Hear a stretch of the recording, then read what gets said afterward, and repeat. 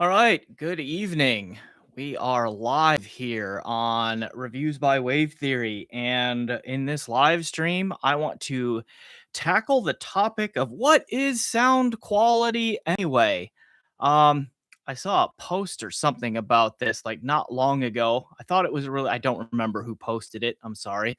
I thought it was a really interesting question that I thought was worth exploring and looking into. So that's going to be our topic tonight. What is sound quality? What makes good sound quality? What makes for bad sound quality, etc. Let's explore that a little bit here together tonight in this stream. And let's see business items before we get to that. One, if you're not a subscriber yet, fix that, please. Hit that subscribe button. Um, Make sure you like this video. There is a live chat running, so I try to be interactive on here. If you have a point that you want to make to either agree or disagree with something that I'm saying or ask a question, absolutely please do that. And I will be responding to questions there in the chat as well. All right, so sound quality. What is it? And I have been thinking a lot about this here over the past several days as I was like trying to come up with a good live stream topic and so forth. And I think this one was speaking to me in a little bit because we audiophiles we throw around this phrase sound quality. Not even audiophiles really. Like there's just a lot of just in everyday conversation with people out there who are not audiophiles, right? The normies, those who are not as insane about all of this stuff as we are, and they they'll use the term sound quality as well. What does that mean? All right. Michael is here. Sound quality is the line on a graph. Duh. Yeah. There are a lot of people who want to reduce it to that for sure. All right. So, let's unpack this term. Let's start with just like the words themselves, sound and quality. What do those mean? I'm going to take it for granted that most of us have a pretty good sense of what sound is.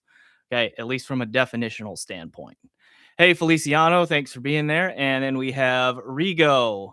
Rigo. Or is it Rigu? I don't know. Anyway, hello. Thanks for being here. All right. So this term quality, what does that mean? Let's start with that. And I did what a good academic does. And Feliciano says burrito and wave theory time. Man, I didn't get a burrito.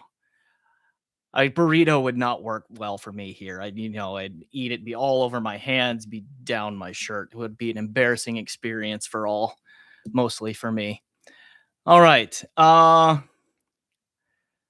Michael says, don't do that. You should know what happens when you assume. Okay. And Rico's at the gym. All right. Sweet. Okay. So I looked up the word quality. I actually looked up the definition on Google there. Got the Oxford Dictionary definition, which basically said that there are two like kind of standard definitions of this term quality. And I think they are instructive and helpful in this conversation. And one aspect of quality is like how we judge something, anything, in comparison to either a standard or things of like nature. Right. And I think that one is pretty common. I think we have an intuitive sense of that too when we say that this movie is not of very high quality. We are comparing it to other movies that we think have been made better, whatever made better means to you. Better plot, better acting, better special effects, whatever the case may be. Right. The other definition that the Oxford Dictionary drops here is that quality is also the attributes or characteristics of a thing. It's qualities, so to speak, right? Like describing its nature, at least some aspect or aspects of its nature. So I think we kind of generally understand those definitions, but how do they apply to this term sound quality, right? Because we audiophiles, like, we kind of do both of these things. Like, I know I am just as guilty of this, probably by time spent flapping my gums about it, more guilty of this than most.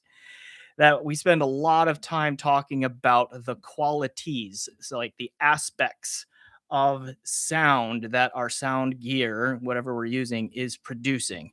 Okay. It's frequency response, right? It's resolution, it's time domain behavior, it's impactfulness, it's texturing. Okay. All of those kinds of things. Okay. Um, but I think for this term sound quality, the way that that gets used more often than not, what we're really doing is we're comparing what we hear coming from our gear to a standard, to some standard. What is that standard? What should that standard be? Let's see. We've got Gadzooks here. Thanks for being here. He says, good sound quality can be found in the chime of an antique clock. Well, interesting point. And I think that might be a good example of the kind of thing that I'm about to talk about here. Gadzooks, thanks for bringing that up. Um, we typically use sound quality as in comparing to a standard. Okay, what is that standard? And we audiophiles argue over this all the time. The vegan vicar is here. Hello, thanks for being here. All right. So you've probably heard it discussed, and like I know that I did a reviewer roundtable live stream about this topic with Golden Sound and Kurrawong and Passion for Sound, like a couple of years plus ago now, where we talked about, like, we analyzed the phrase as the artist intended.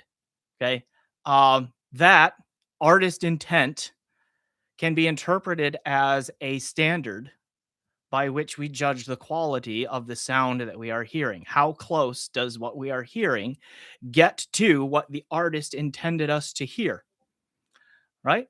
Um, computer's making sound. One moment. Let's turn that down. Okay. And there are others. Like, there's another school of thought that the quality is like what we hear here should be flat, at least tonally flat, meaning all of the tones that we hear that reach our ears are perceptually equal in intensity to each other. And then good quality would be how close the reproduced sound gets to that, and bad sound quality would be how far away, would be relatively far away from that. There's also the, give me what the engineer heard in the studio approach to this, which is very similar to like artist intent in there as well. And I am not really a fan of any of those three external standards there: the artist intention, what the engineer heard in the studio, or, flat. Not because those things are inherently bad, but in particularly in the cases of artist intent or what the engineers heard in the studio, for 99%, probably more than 99% of the music that we will ever listen to, we do not have access to that information. Okay. We only know artists' intent if they tell us what it is, and then we also like can hear it as they intended, like when they played it on the playback gear that they wanted, like in the room with them. Okay, we can actually hear and compare like what they really wanted us to hear, okay, with what our gear is doing. And so there are a very small number of people for any given artist who can ever lay any claim to being able to have reliable and accurate access to whatever the artist intended us to hear. Okay. Feliciano says, heard that some artists approve their music through a smartphone speaker. Oof. It's maybe. Okay. Oh, there was another comment here. Nova plays this. Thanks for being here. Hello. Thoughts on pairing SJY closed carbon with Jotunheim 3 and Mimir? We'll talk about that later, maybe. All right. I want to stay a little bit more on topic here. Um, so, and then of course the what the engineers heard in the studio is also something that the vast majority of us don't have access to. Okay. Because we weren't sitting next to them at the mixing console in the studio where they were listening to their monitor speakers in their room, okay, with their mix from the master recording before it went through, before it got, pressed onto a vinyl or on a CD or just uploaded as a file. Like, very rare is it that unless you work in the music recording industry, do you ever have a chance to actually hear what they heard in the studio. And then if somebody tells you that, oh, here, this is what it sounds like in that studio, how do you really know? Okay. How do you really know? All right. Um, so those two phrases in particular are attempts at, again, like creating the standard by which we can judge sound quality, where good quality would presumably be how close we get to artist's intent or what engineer heard, and bad sound quality would be far away from those things. Okay. The other one that I mentioned there was this idea of flat. Everything should be flat. And I think the intent behind that, the assumption is that if everything is flat, that you're getting accuracy, right? And so forth. And flat is really, really, really difficult to actually come by. All right. Yeah. And also, most of us don't prefer it. Okay. I think if we're honest with ourselves, most of us don't really prefer a truly flat kind of sound reproduction. Okay. Notice I just used the word reproduction there. And I think that's key. So, what is the standard by which we should be judging this thing we call sound quality? What makes for good quality? What makes for bad quality, etc.? And I have said this before, but not everyone watches every single one of my videos. I mean, they probably should, but they don't. Okay. And so some of you will have heard this before, but maybe this is new for some other folks here. And that is, our audio systems reproduce music. The intent of all of our audio systems, maybe it's not just music. Sometimes it can just be voice, like talking, or even sound effects in a movie or something like that. But the point of them is to reproduce sounds. Okay. Why do I say that? Well, before we had like professional studio recordings where people were making music and records for the intent of selling them. Okay. Before that, and before synthesizers and all of that, like what audio systems were attempting to do was reproduce sounds that happened in the real world. Okay.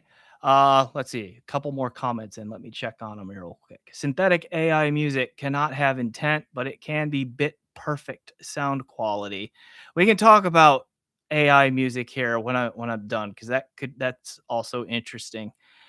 Stephen Davis is here. Hey, thanks for being here. Also, Triumph MiFi, thanks for being here. I watch a lot of your videos while I'm at work, mostly for background noise, but I do lock in most of the time. Do okay. All right. Um, let's see. So reproduction of sound, I think, is really important, because that means that somewhere at some point in space and time, a real sound occurred, right?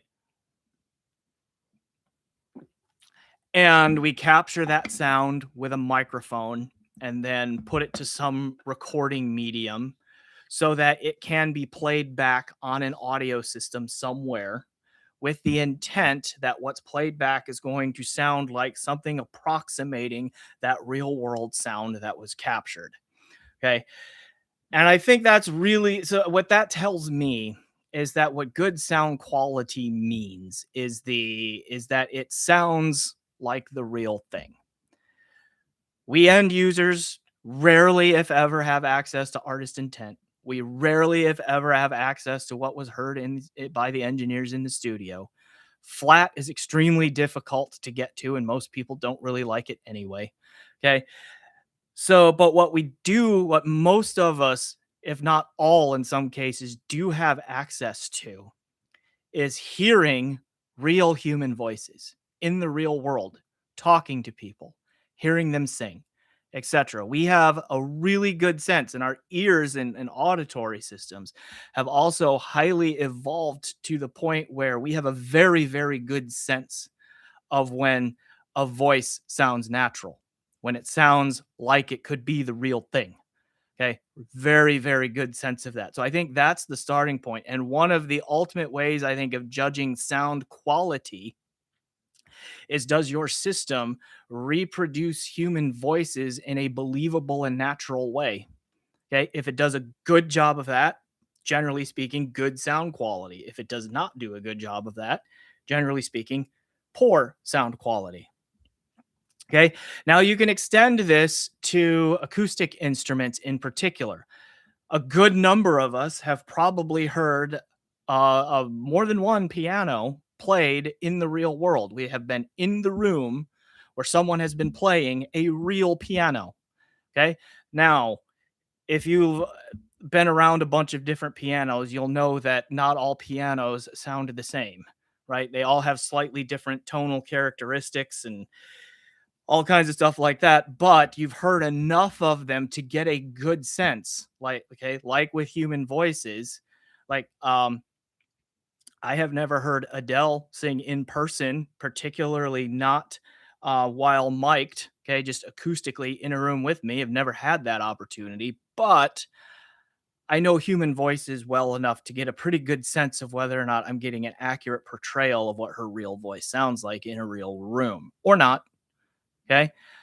And like, so pianos, kind of like that. You don't have to hear every piano on the planet in the room, but you hear a few of them and you can get a pretty good sense of when a piano that's reproduced sounds like a real piano, or at least convincingly like a real enough one there to make it nice to listen to, have good quality.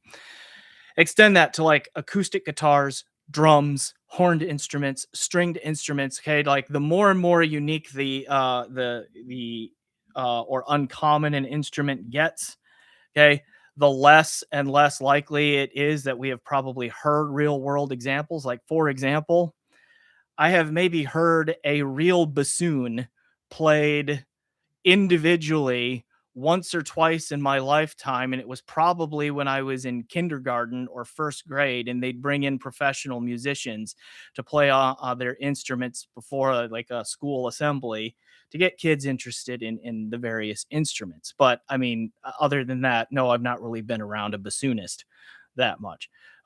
Trumpets, saxophones, violins, cellos, drums, acoustic guitars, trombones, flutes. Okay. All kinds of stuff like that for sure. And I imagine a lot of you have as well, even if it's not every day.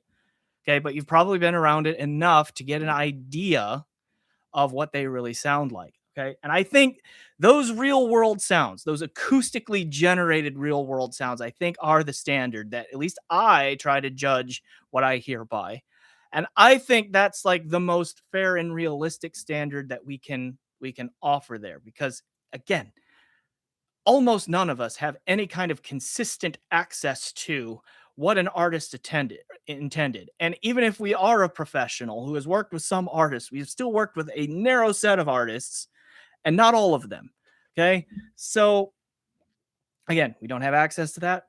We don't have access to what it sounds like in every recording studio. So we can't always go with what the engineers intended either. I think the standard by which we judge sound quality has to be how it compares to sounds in the real world from acoustic sources. Okay.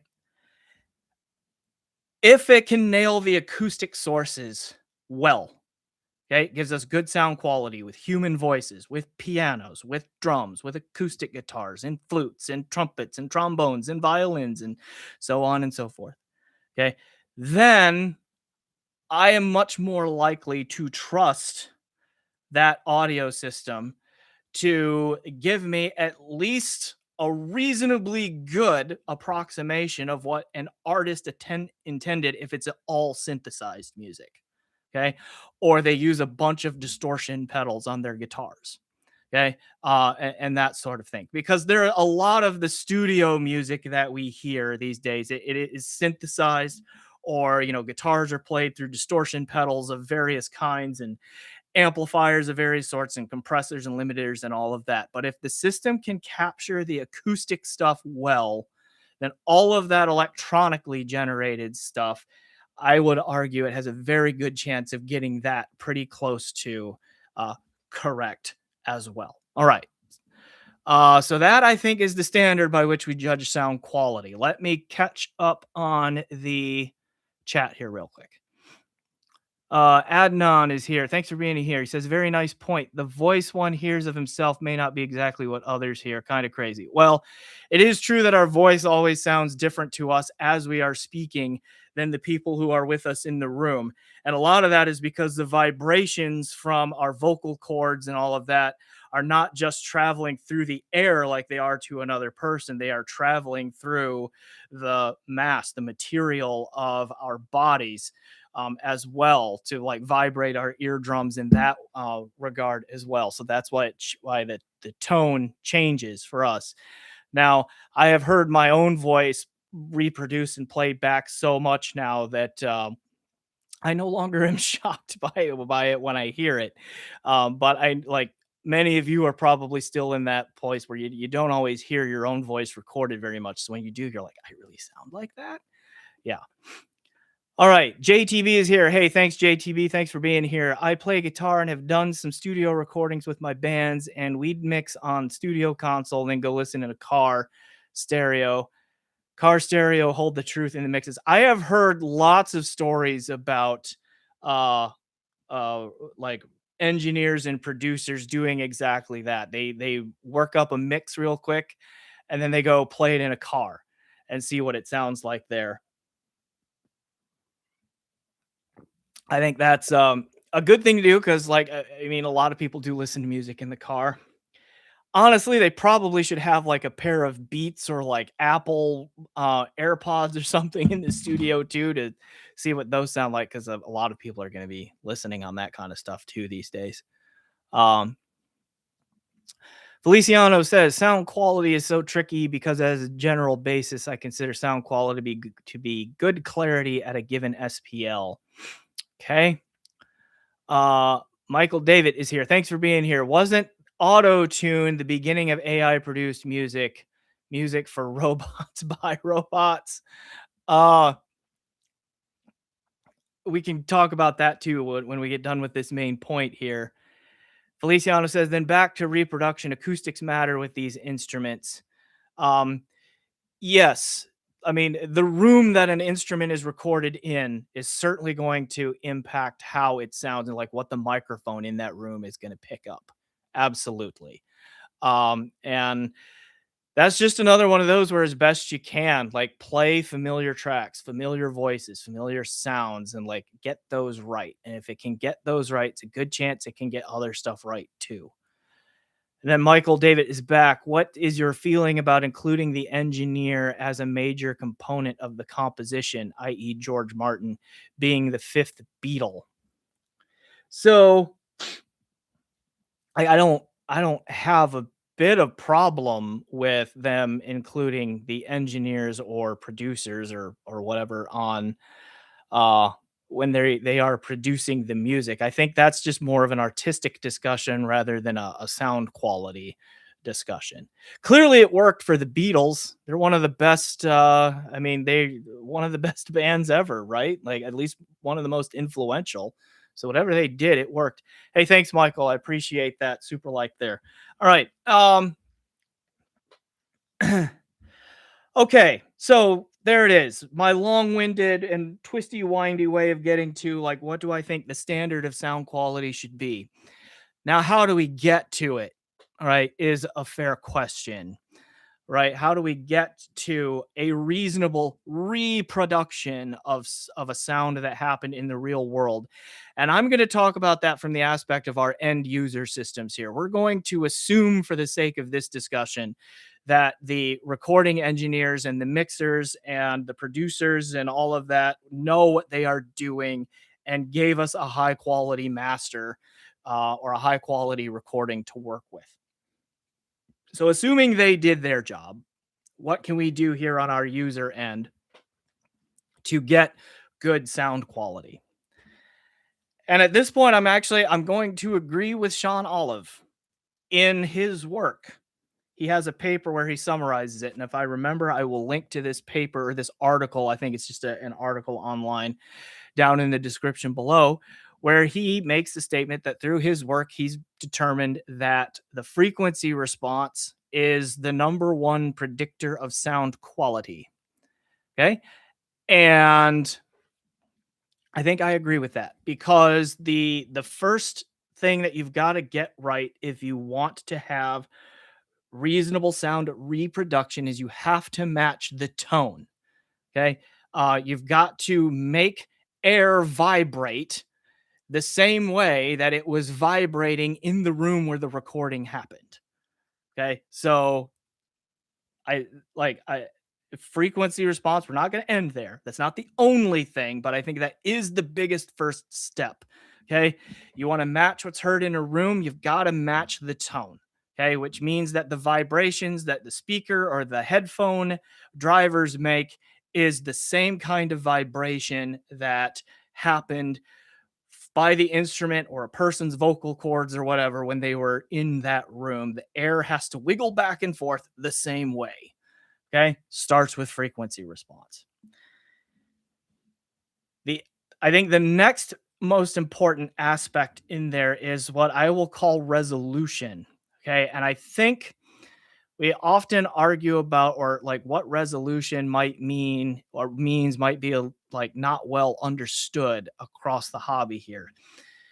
I've gone through this in a live stream before, and I will link to that down below for more if you want to see a more detailed explanation of that. But to me, what resolution is a measure of the audio system's ability to respond to the incoming waveform that is ultimately the music that we are listening to. Because a music waveform is not a simple sine wave.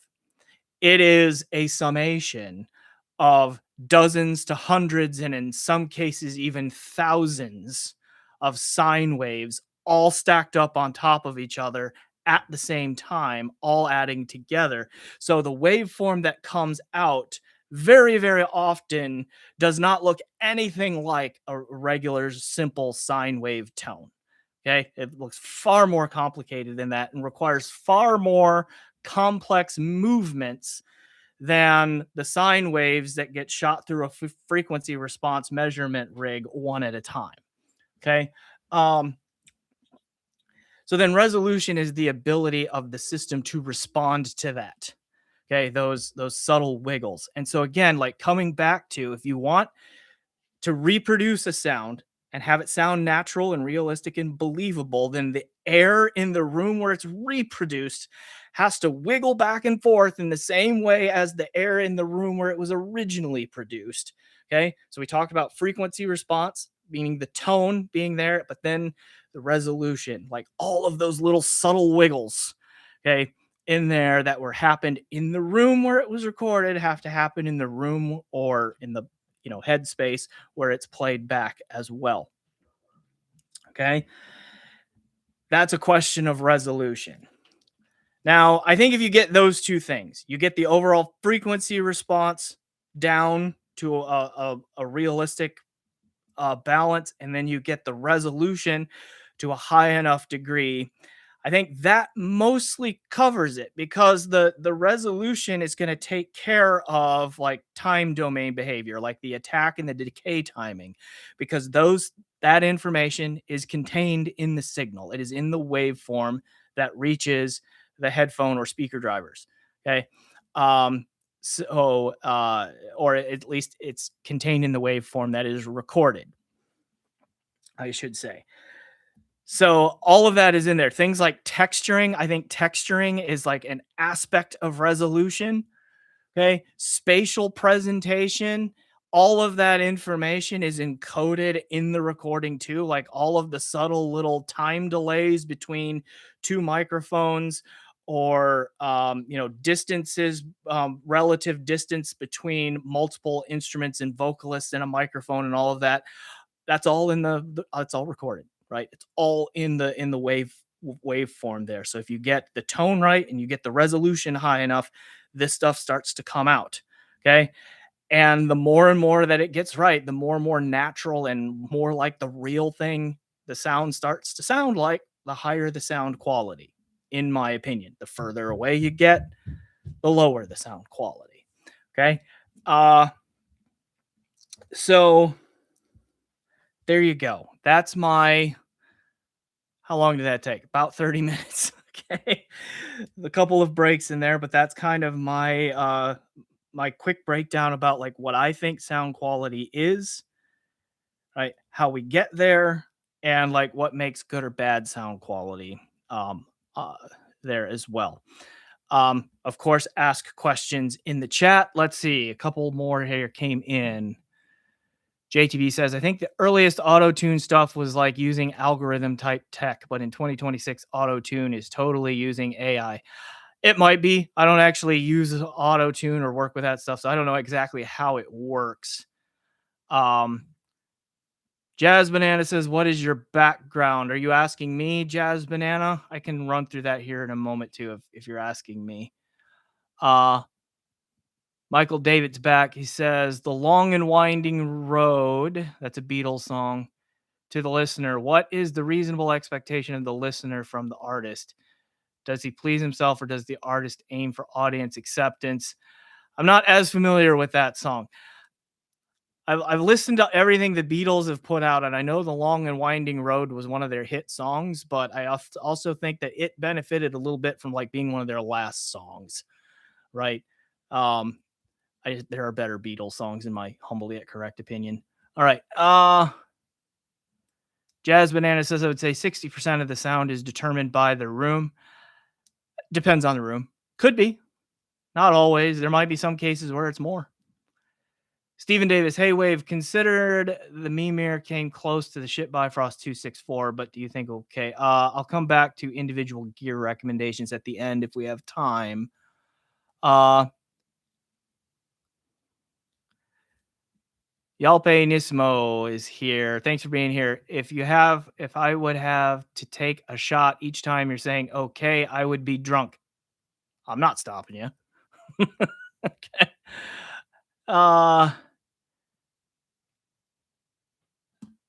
Dino Pasalic. I probably butchered that. Excuse me. Are you going to review the JDS Labs Element 4 and Luxon X8? I don't know. I don't have leads on those. If an opportunity comes up, I would be happy to. Funnily enough, thanks for being here. Says, have you ever tried a Linum BAX cable? I have not. Most invisible and comfy IEM cable ever. Well, I'm not a huge IEM user, so that is going to be a little bit of a challenge. Okay. Oh, shot. I just said okay, and I did it again. All right. Another point that I want to make that's tangentially related to sound quality here, and I think this gets lost in a lot of our audiophile conversations a lot, is even some really good, really high-end audio systems here are actually like bad, right? And what I mean by bad is that you still know that you are listening to something reproduced that isn't the real thing in the real place at the real time that it happened, right? You can tell. That doesn't mean it isn't good. It doesn't mean it isn't enjoyable. Okay, it doesn't mean you can't get lost in it, doesn't mean it can't be moving, because I mean all of those things are possible and do happen, definitely. I'm just saying you can still tell, right? And it's I think it's important to remember that when we, in this conversation about sound quality, say that like the music that we listen to is only it's at its best in a state where unfortunately we can't hear it. And that's when it is sitting on as a file on your hard drive or in the Qobuz or Tidal or Spotify server or wherever it is you get your music. Okay. Or it's in the grooves of that vinyl record that you have, or it's in the little data pits of a CD. That's where it's at its best. The audio system is only ever going to do damage from there, no matter how good the audio system is. All right. Why does that matter? I think a lot of times when we say that piece of gear A has higher sound quality or sounds better than piece of gear B, really what we need to remember what's actually being said here is that we think to our ears piece of gear A is doing less overall damage to the sound than piece of gear B is. Now it could also mean that whatever the pattern of damage that A is doing is more pleasing or more believable to us than what piece B is doing, the pattern of damage that piece B is doing. But I think generally speaking, we need to like kind of reframe a lot of our discussions here to remember that like we can only do controlled damage, unfortunately, to the whatever the storage medium is. Okay. So like swapping from one headphone to another, it's not necessarily that headphone B makes the music sound better than headphone A. It's that it's doing less damage to it than headphone A is doing. Okay. Same thing if you like swap out a DAC or an amp or dare I say it, yes, even a cable. What's happening is it's doing less damage to the overall presentation than the thing. Or again, it's controlling the damage in a way that we like. All right. So that I think is something to remember. And because I said just a moment ago that like resolution is one of the key uh components to getting like good sound quality.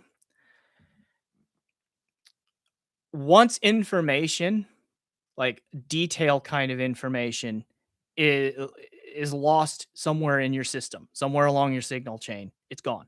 Once it's gone, it's gone. Okay? If a sound doesn't make it to your headphone driver or your speaker driver, assuming it's capable of reproducing that sound. But if it just doesn't get there, it's gone.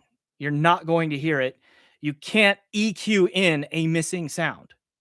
Okay, you can EQ tone and all of that, but once like a detail, a subtle click of the drummer banging the stick against the rim of the drum on accident or something like that, if that doesn't make it to the speaker, the headphone driver, it's gone, and you can't EQ it back in. It's just gone.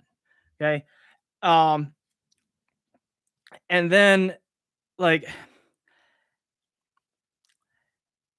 then there are going to be then there's the question about like, well, can your drivers, your speaker or headphone drivers move in response to some of that subtle information?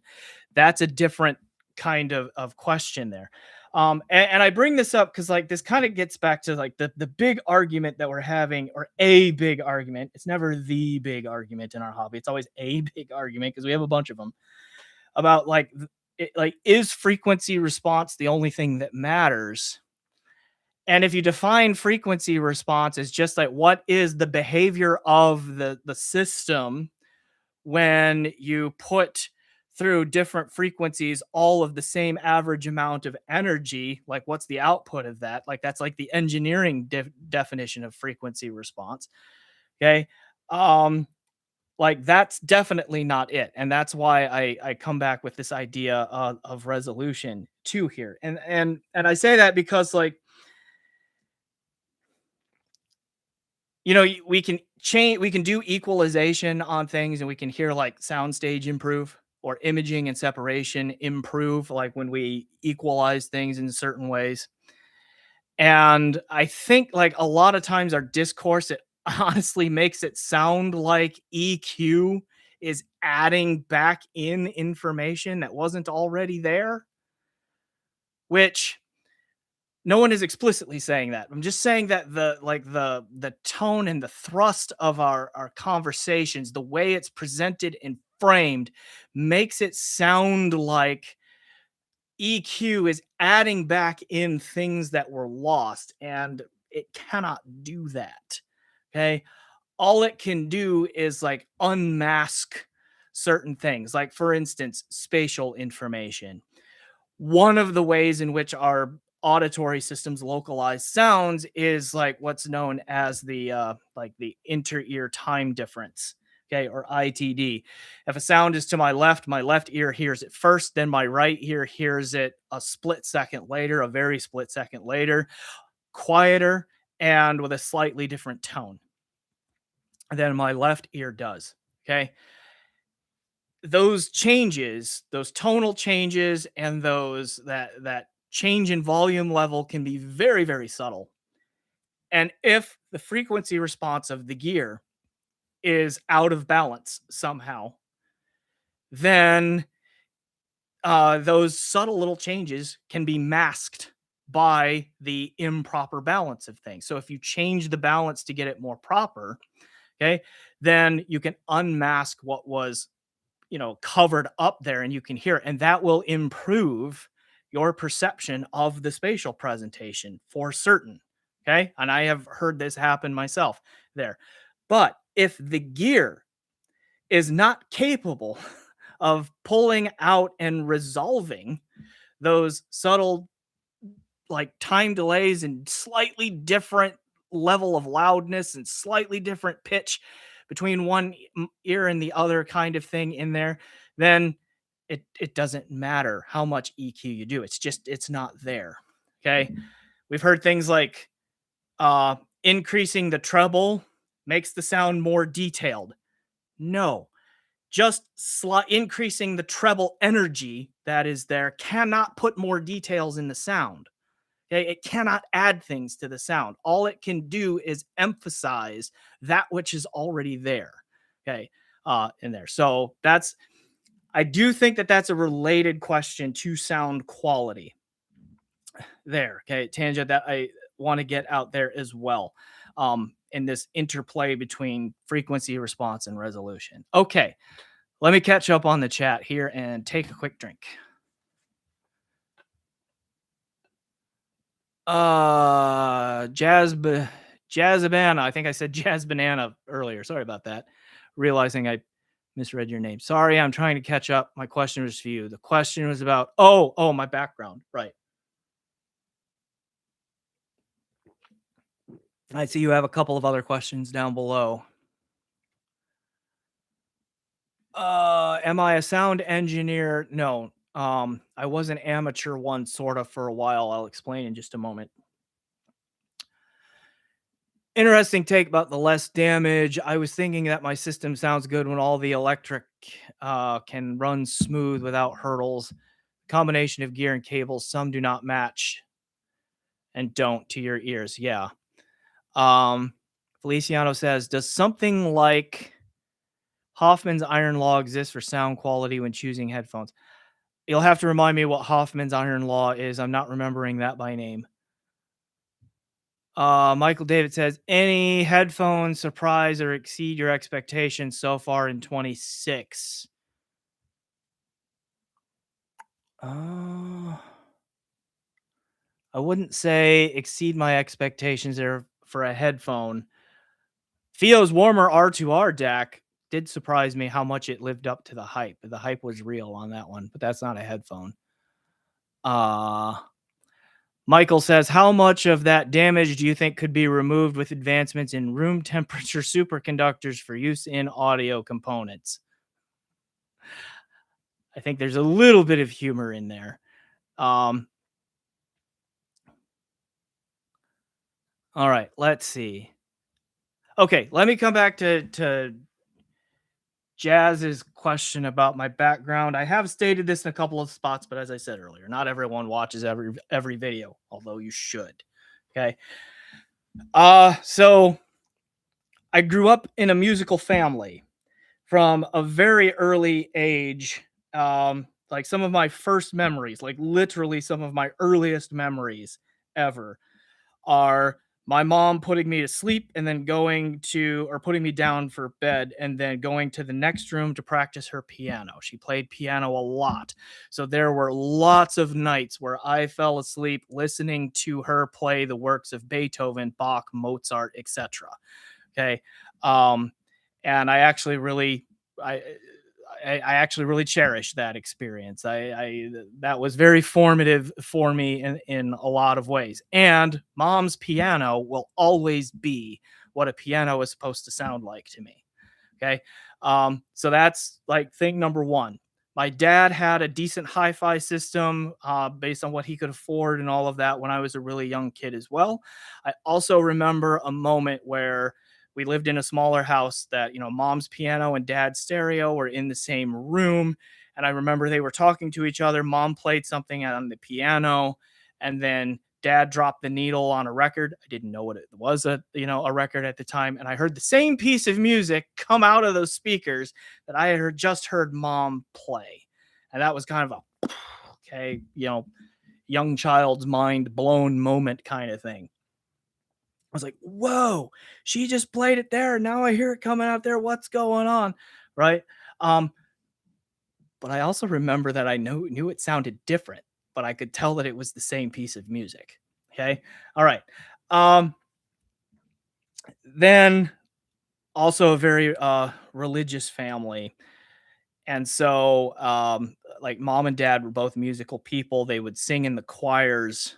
Dad picked up bass guitar because the church music band needed someone to play bass. So, I listened to him learn how to play bass guitar and all of that kind of stuff. My brother is younger than me. He learned how to play saxophone, piano, and cello.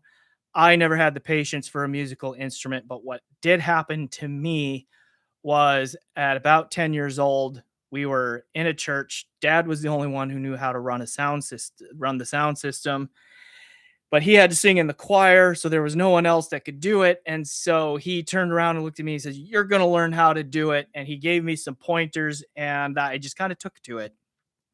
So every Sunday for about the next 15 years or so, I was back at a soundboard running the sound system for um, churches and stuff for a very, very long time, and just kind of self-taught the critical part of there. So am I a sound engineer professionally? No, very amateur level, but trial by fire on a lot of that stuff, like learning how it all works together and like what all the different frequency bands and all of that kind of stuff did there. So, you know, all of those experiences ingrained in me a love of music and also a very critical ear. And then I'm also just for whatever reason, I kind of naturally a teacher. I love teaching, explaining things and all of that. I also love science. So, when I went to college, bounced around a few different majors, eventually settled on physics, got a bachelor's degree in physics, got secondary ed teaching certification, taught high school physics and math for 4 years, then went back to grad school, got my PhD in physics, finished that in 2019, was a professor after that for a few years. Now I do this. Okay, there's my background.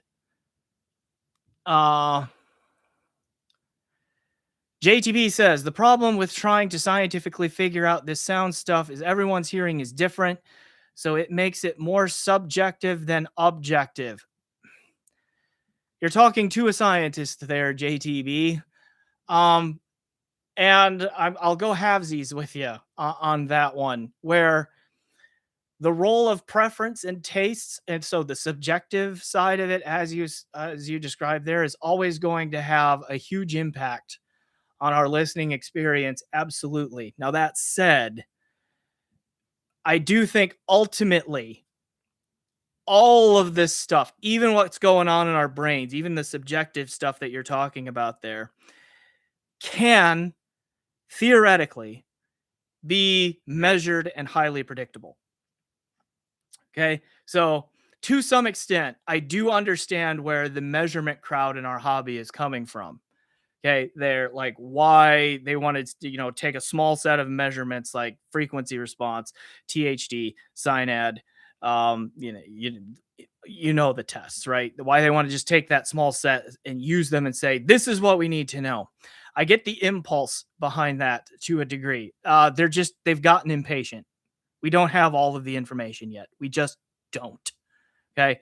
Um, like we still don't know all that there is to know about our auditory systems and how we do like sound pattern recognition and all of that kind of stuff. Like we understand the bits and pieces of the chain, like what happens at the eardrum and then the basilar membrane and the cochlea and all of that. But what's going on in the brain and how that's processing it all, we don't know. We don't know a lot of that stuff. We also don't know that the physical stuff that we can measure right now, how that maps to what's going on in our brain either. And so there could be some physical stuff going on out there in the signal and in the air itself and in the vibrations and all of that that's going on, helping our brains process all of this, that our brains cue on that we are not aware of yet. That is entirely possible. And I might even say likely. Okay. So there it is. I think eventually this can all be objective where we can actually hook someone up and scan their brain and like see like, oh, they prefer this bass heavy sound because look how their brain lights up when they hear more bass. Okay. That kind of stuff. We're just not there yet. Okay.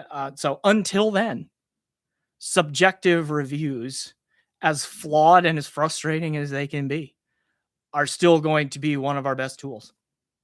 And that's just how it is right now. Okay. Michael David says musical training is believed to enhance various cognitive and emotional abilities, including verbal memory, fluency, perception, creativity, spatial skills. Yes, music is good for the brain, not just in the developmental stages, but generally. Music is good for the brain. Okay. Paul Gross says, great job as always. Thank you. And thanks for being here, Paul.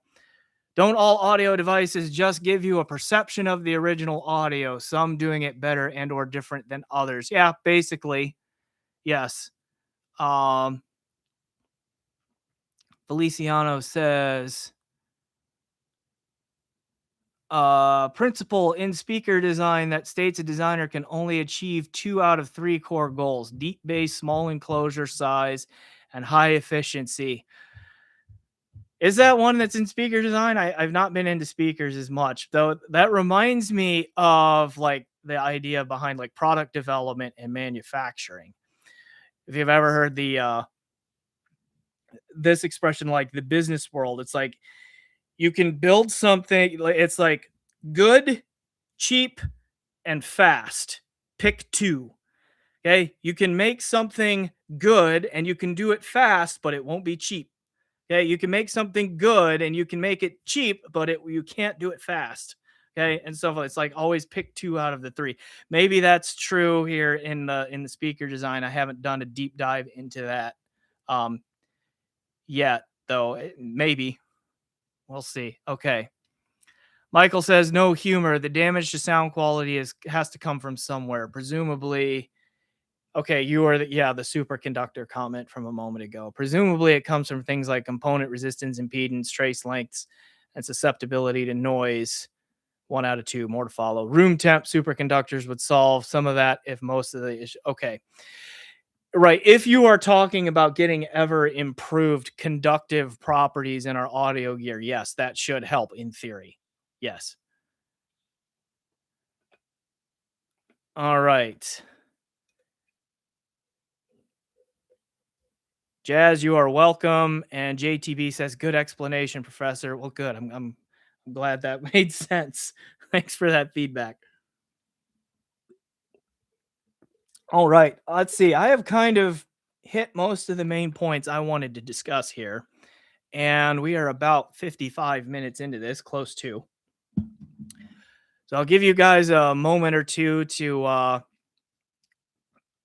come up with another question or comment that I can respond to, and give my voice just a moment to recover here.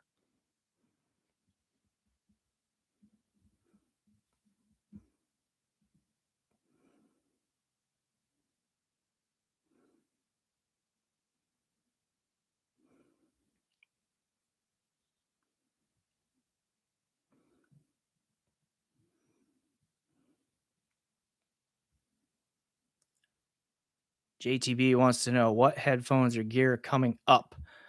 Let's see. Oh, it's out of the frame. See, coming up soon. I think I'm gonna try and push 3 reviews out next week. I think because I've got 3 that are pretty close to ready to go. SMSL D200 DAC. No, that's not a repeat. It's just a very similar model name to something they've already done, but that'll be out next week.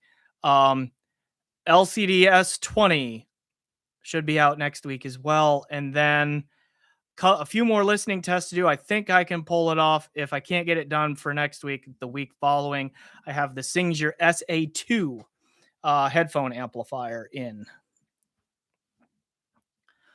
All right, Michael, you're right. We do have some points to come back to. What were they? Autotune. There was something about Autotune. What was that in the comment here? Autotune, as I understand it, and this is a very surface level understanding. I don't know exactly how it works or how it achieves this, but my understanding is what Autotune was supposed to do is like help a recorded voice or something like that hit the right note if it could get very close to it, but not quite there. And like if you follow Rick Beato's Everything Music channel, he talks about this sometimes where it's like where auto tune can be really helpful. It's like at the end of a long recording stretch, it's like hour 12 of a big long recording day. And the vocalist, their voice is just, it's tired and they're having a lot of difficulty hitting that last really high note on something. And they've got to get it done. Auto tune, if done well and done in his definition appropriately, can help like fix that last little bit and get it to sound just right. So I think that's what its intent was, but part of the problem is that a lot of artists and recording engineers and all that became too reliant on it, and so it just started to sound artificial because it can definitely give you that like very like distorted robotic mechanical kind of sound like you heard from that Cher song, Believe, I think it was called, because I think that was like the first song to intentionally make use of auto tune. And it was just done in an artistic way in that song. And it's up to you whether or not you like what was done there or not. But it really took off for whatever reason. I think it's just ended up being used in a way it wasn't really intended to be used. Okay. Somebody was saying something about AI as well.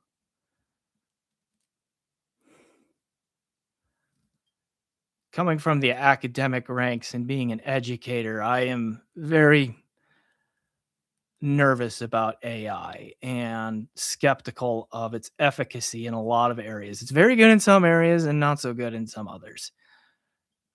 I don't remember. Oh, here we go. Synthetic AI music cannot have intent, but can be bit perfect sound quality. Okay.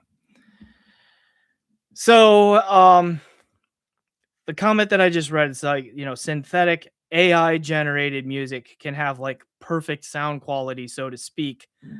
Um, even though there's not really an artist intent because it's all algorithmically generated. So what does AI music have to say about quality? So the thing you got to remember about AI and how it's working and what it's trying to do, not the thing, a thing you need to remember, but I think an important thing here when you're talking about like AI generated art, be it music or images or video or anything of that nature, It's trying to approximate us, right? It's trying to emulate the kinds of things that we do, we being humans, right? Because that's what it was trained to do. It pulls from our work, right? And uses that to generate something new. So, in terms of like, if you want to talk sound quality with AI generated stuff, I think the same standard can apply because it's still trying to generate using sounds, real world sounds that we have used. Okay. And it's kind of like you can often tell when music is AI because it has that kind of like mechanical quality to it. That is a pattern recognition thing for our ears. We can pick that out. That's an initial thought. I would have to give a lot more thinking to that topic um in there. Okay, couple other questions came in, or one did. Paul says, curious, has your ear evolved since you have begun this review journey? And if so, how? Has my ear evolved?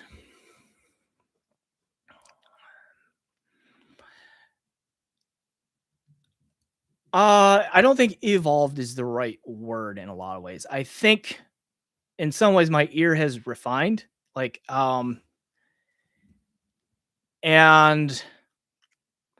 this is one of those things like I'm gonna couch this in, because I'm a scientist. And I'm gonna couch this in cognitive psychology real quick here.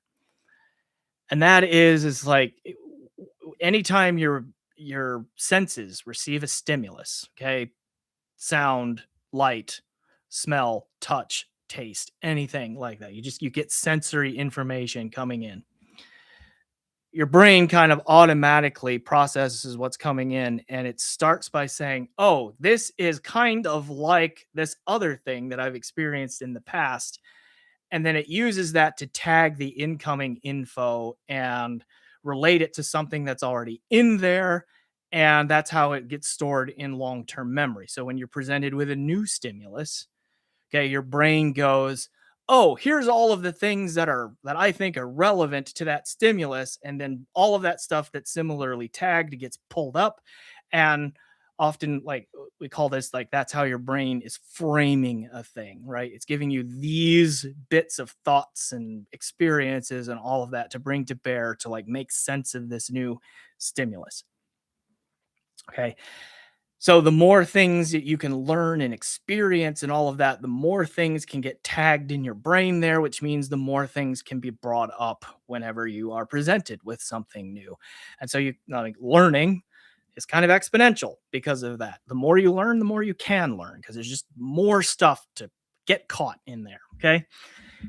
So how does that relate to this evolving of the ear? Just the more I have listened to stuff and the more different stuff that I've listened to, scientifically speaking, like my brain has formed more and more sonic related pathways in there and connected more things together. So it can be like a more holistic listening experience and also a more detailed kind of thing as well, like more fine grain in there. And so it's just I do really think that as I have done this, I hear more, right? I just hear more and more sticks. Okay. Um, and I think that could be true of anyone, not just me. It's just I do this in a very intentional and like methodical, controlled way these days. But anyone who does that kind of thing with any kind of experience, the same thing, kinds of things will happen. Now, have my preferences strongly changed? Not really in terms of musical genres. No, I still like the same kinds of music. Um, I used to think of myself really as a bass head, someone who likes a lot of really good heavy bass, and that's not untrue. But what I've realized is that um, a lot of the heavy bass and elevated bass that I used to like came from the fact that the bass that I was hearing was just kind of crap. Okay. But if the bass is nice and tight and clean and impactful, it doesn't have to be super elevated for me to enjoy it in the same kind of way. So I don't know if you want to call that growth or what. or a change to something I have learned. Um, Michael says, "Is that how you're explaining that mid-range intolerance now?" I don't exactly know what you're referring to there, Michael, but you can bust my chops about it later for sure. Okay.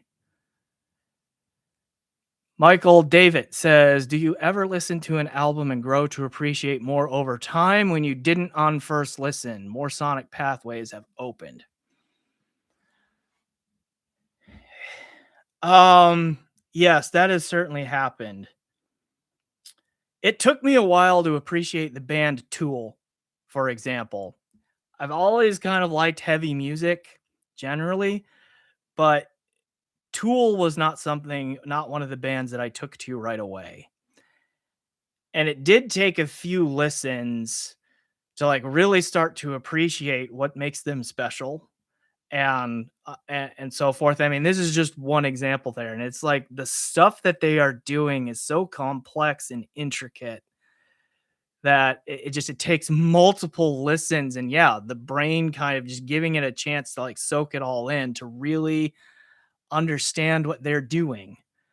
Um, and the fact that it can sometimes sound like Danny Carey is four drummers in one because he has worked really hard to train all four of his limbs to be able to carry four different time signatures all at once.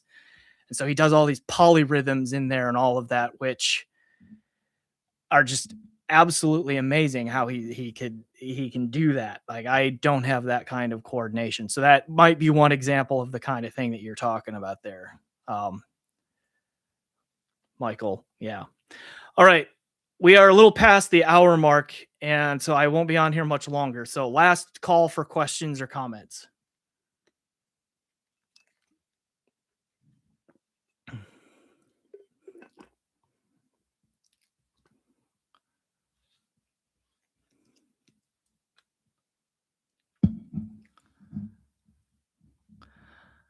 All right. I think we'll go ahead and call it a night then. Thank you all for being here. I appreciate it. We'll do another live stream in a couple of weeks. I do these about every other Wednesday. So we'll try and keep on that pattern. And yeah, thanks for being here and enjoy the music, everyone.